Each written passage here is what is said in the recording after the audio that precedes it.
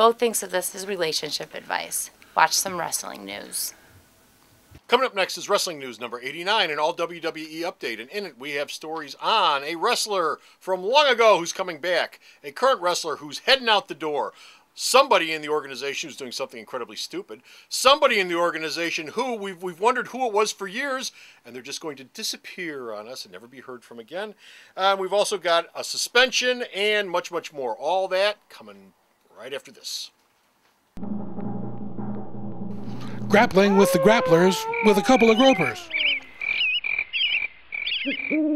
Wrestling News, episode 89, Black Eyes for Tough Guys. Hey folks, Comic Book Man here. Welcome once again to my video Outhouse. You know, it's time once again for... I don't know, he keeps hitting me. That's Wrestling News. Knock some sense into you. Wrestling News! Coming to you from right here, this place, Alternate Reality, which is located at the intersection of 111th and Kedzie in beautiful downtown Mount Greenwood. It's right there! It's right there! It's not beautiful yet. It's still working. Steps away from historical battlefield of Civil War proportions. Right! What he said. Alternate Reality, your all new comics are always 15% off every day for everyone. This is an all WWE update. And our first story up involves Mick Foley. Mick Foley is returning back coming back to the house that made him famous. Well, he hasn't officially made his return yet, but they're talking, and it could be happening in November because the WWE is going to be in England and during their England tour at that point. He's got some comedy shows booked in England. They're there. Comedy shows? Yes, he's doing stand-up comedy. Mick Foley's doing stand-up? Yes, he is. Okay. Suppose it's pretty funny. He's funny to look at. Now, the number of dates, of course, need to be worked out, and he's cutting weight, getting himself in shape because he thinks he's got about 3 matches left, including one rumored big, huge match at WrestleMania. With who? Well, they don't know. Taker? No. Well, yeah, you know, that's well, him and Mankind. He came when in. When he was Mankind, him and Taker did some... That's how he made his debut. That would be his way out. And Taker was the one who threw him off the top of the cage in the first place. Sounds like synergy. Maybe Foley will throw Taker off the top of the cage. He'll be dead. That'll be it. The string will be over. Taker's pretty old to be going off the cage. Yeah, that would amaze the hell out of me if Taker went off the top of the cage. Yeah, I don't think that's going to happen. Okay, the yin and yang of the wrestling universe. One man in, one man out. What's up with Todd Grisham? I hear we're all saying aloha. Well, you've already said it. Todd Grisham made it. He left. He's now going to be working for ESPN along with his buddy. Yes, along with Jonathan Coachman. Oh, God, Jonathan Coachman. Well, actually, Coach went over to ESPN. He's been doing a good job. His first on-air date will be sometime in October. And in case you didn't know this, Todd Grisham actually does play-by-play for Major League Soccer games on the weekends. But he left. He's going over there. So you've got Grisham, Coachman, and there's another guy who worked for the WWE as well. So you've got 3 ex-WWE employees working over at ESPN.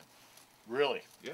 God. It's a big network. You got ESPN, ESPN2, ESPN News, ESPN Deportes. Any idea what the pay's like compared to Vince? I mean, are they getting paid better, worse, about the same? He's probably getting paid better, and he doesn't have to move because ESPN's based in Connecticut, and the WWE's based in Connecticut. So he doesn't have to move at all. Speaking of Connecticut, we've talked about someone who's coming back, someone who's leaving, and someone who's doing something incredibly stupid in the state of Connecticut.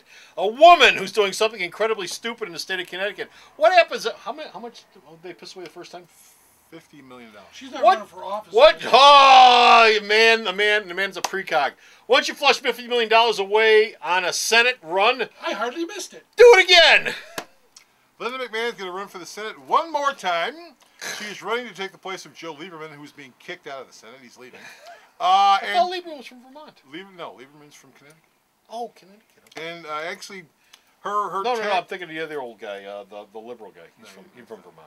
Her tack this time is she's going to try to avoid talking about the WWE, which is going to be kind of hard since she's married to Vince McMahon and happens to be working in the WWE. She sort of kind of did that last time until she dragged it in thinking it would kick up her numbers, and it didn't. Well, there's one Republican opponent who was going to ran against her before. He said that he's going to make it a point to remind everyone she works for the WWE. Thank you. Thank you. Do I think she's going to win the seat? No. Okay, one in, one out, one doing something stupid, and one busted. What's up with Andy Levine? Andy Levine, the man who won Tough Enough, he has been suspended for a violation of the Talent Wellness Program. They don't know what he tested for. And also, referee Mike Chioda, yes, a referee tested positive for They won't say what, but he tested positive, and he's also was suspended for 30 days. They test referees too. They test referees. Why?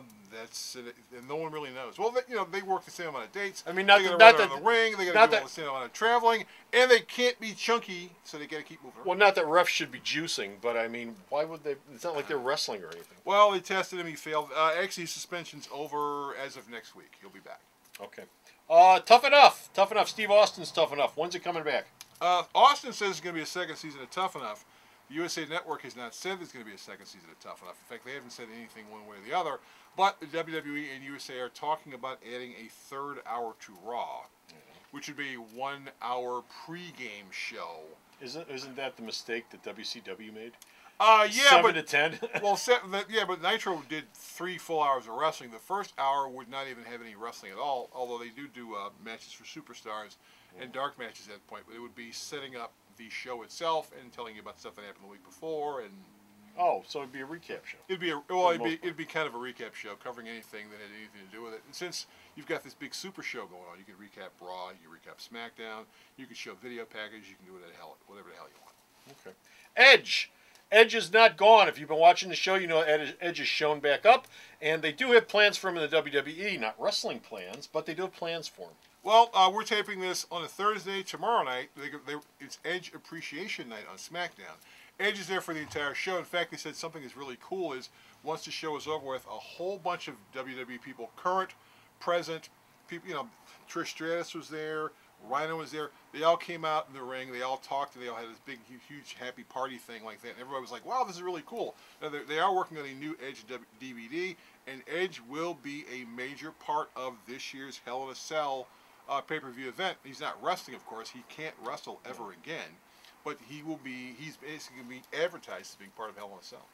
Okay. Well, he can be advertised as long as he doesn't actually. Yeah, he's not going to wrestle. He says he has no interest in wrestling anymore. The doctor said he can't wrestle. And he probably will be doing some more work for the WWE at some point, announcing and stuff like that. Yeah, but I assume they're he's putting him having on fun. a mic. I assume they're going to put him. Well, on he loved a to go on a mic, and actually he looks good. His hair's shorter, and he's actually smaller. He gets. Okay, and the last story we have for this update is about the Raw general manager, a non-existent position that apparently doesn't exist anymore. Since Teddy Long, isn't it? No. Isn't he the general manager for everybody now? He's the SmackDown GM who pops up on the Super shows now, but since Raw to be the general manager. Yeah, since the Triple H COO thing has been invented, the Raw general manager angle has been completely dropped. Now, if you watch Raw once in a while, was there an angle in the first place? Well, you were supposed to try to figure out who the GM was. The mystery one on the computer. The computer guy. The computer guy. So if you watched a couple of the shows right after he became COO, you'd notice the podium was sitting there, but never said anything. He was just there. So they do this angle with the Raw general manager being a disembodied computer, not even a voice, just emails. Right. And that Michael Cole would always read off. Which Michael Cole would always read off. Or Jerry Lawler or anybody else who was there. And they're never going to finish that storyline? No. Well, the problem... this is the type of crap that Vince was doing years ago where he'd start storylines and they just sort of disappear. Well, and he'd run them into the ground for 4 months, 5 months, and all of a sudden they just dissipate. The biggest problem with the GM thing was the fact that after the first month or so, when the computer they would get... I just received a message from the Raw general manager. The audience was booing. So the angle didn't work with him anymore. It's like, we don't care who it is. It's a computer. It was funny when Edge was doing it because Edge would talk to the computer and the computer would talk back. Yeah. And then he busted it up and that was cool. But make it Edge. Make it Edge. Bring Edge back and say that Edge was the guy who was doing the Raw. That would make no sense. It makes no sense to let it go either after doing everything after all the work they put into that bit. To let it go is ridiculous. All that money building this podium and that's just sitting in the back with with the elimination chamber. No, it's got nothing to do with the podium. The podium cost them a couple of $100 to slap together.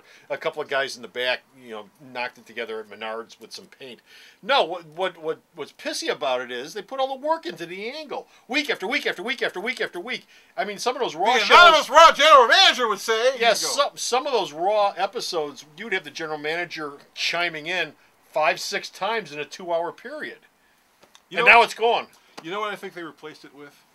If you watch this week's Raw, the CM Punk's microphone kept going off. Yeah. I think that's replaced their GM. The general manager is cutting the microphone. Well, it could be. Could be. I think it's going to be Joe Laurinaitis, to be honest, the guy who turned the microphone off. Whatever. Might as well make him the Raw general manager then. Might as well. He's there anyway. Yeah, they're making a stooge out of him. Okay, that's it. We're done. We finished right here. We got no more wrestling news, but you can go to the store's website and check out all the wrestling news that this man sends me that I post up. And you got a website? Where is the store's website at, Lawrence? Sarah knows all this stuff, but I didn't know you had a website until you just told me. Hey, maybe if I'm the only one who knows this, maybe it's time for a raise. www.myalternatereality.com. So what's that worth? So, stop off at the store's website and check out all of the news that he sends me that I post up. And until next time, this is Comic Book Man. This is Bo. Saying, bye. The Video Outhouse is brought to you by some of the finest people willing to work for free. This is a list of some of them.